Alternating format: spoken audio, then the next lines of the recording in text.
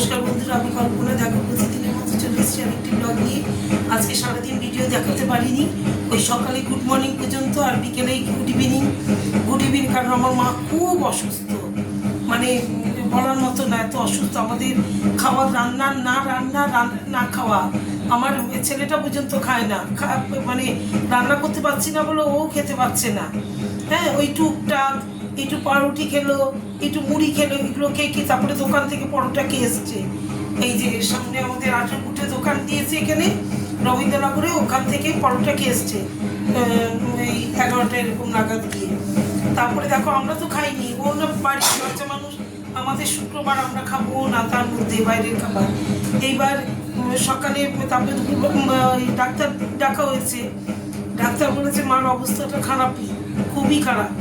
এইবার যাকে আমরা এনএস নামে যাকে দেখাই উডল্যান্ডে, উনি এখন সিঙ্গাপুরে। হ্যাঁ, যার জন্য আমরা উডল্যান্ডে নিতে পারবো না এখন ভর্তি করানোর জন্য। ডাক্তার বলেছে ভর্তি করিয়ে দিতে, ভর্তি করাতাম, কিন্তু নিতে পারবো না, রাস্তাও জ্যাম, আর উনি সিঙ্গাপুর গেছে ডাক্তার। এখন ডক্টর এনএস নামেন যে উডল্যান্ডে, উনি এখন সিঙ্গাপুরে। সুতরাং গিয়েও কোনো লাভ নেই, কারণ ওনার আন্ডারেই তো আগেও 7 মাস ভর্তি ছিল মা। তাহলে আমার রান্না খাওয়াইনি। দেখো এখানে করে নিয়েছি, দেখো এখানে ভাত বসিয়েছি, এখন এই যে ভাত বসিয়েছি। হ্যাঁ, ভাত বসিয়েছি, আর এখানে ডাল করেছি। দেখো এই যে একটুখানি ডাল করলাম, সবাই মিলে খাবো, একটুখানি গাঢ় গাঢ় করে ডাল।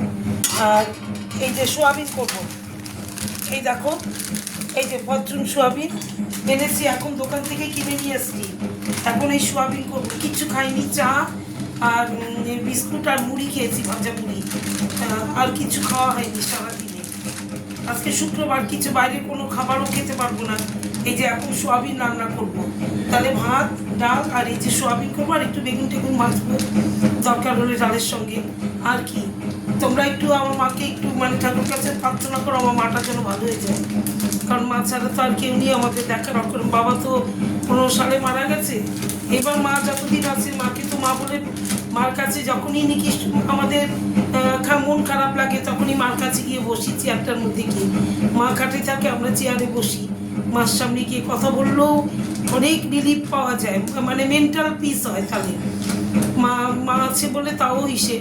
তারপরে তো মা যদি কিছু হয়ে যায়, তাহলে আমাদের মানে কি বলতো, মাথার উপর আর কোনো গার্জিয়ানই রইল না আমাদের মাথার উপর। একবার আমি, আমার ছেলে, দিদি, আমরা সব একা হয়ে যাব, কারণ ওর বাবা তো বাইরেই থাকে। তার মধ্যে ওর বাবার স্ট্রোক হয়ে গেছিল, ওর বাবার কোনো ইসেই নেই। হ্যাঁ, ওর বাবা তো কাজের মধ্যে থাকে, ওর কাজ করে না, কাজ করলে ভাত খাবো কি করে, তাই না? এইবার আমরা 3 জন একবারে একা হয়ে যাব। তাহলে আমি, দিদি আর আমার ছেলেটা একবারে, মার কিছু হলে পরে তোমরা একটু মানে ঠাকুর কাছে প্রার্থনা করো যাতে আমার মা ভালো হয়ে যায়।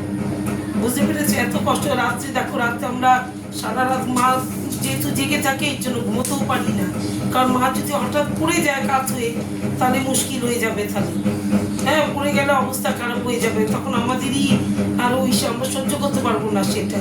তাহলে কি, এখন শুভরাত্রি, গুড নাইট, টাটা। সবাই ভালো থেকো, সুস্থ থেকো, ভালো পুজো দেখো, ঠাকুর দেখো।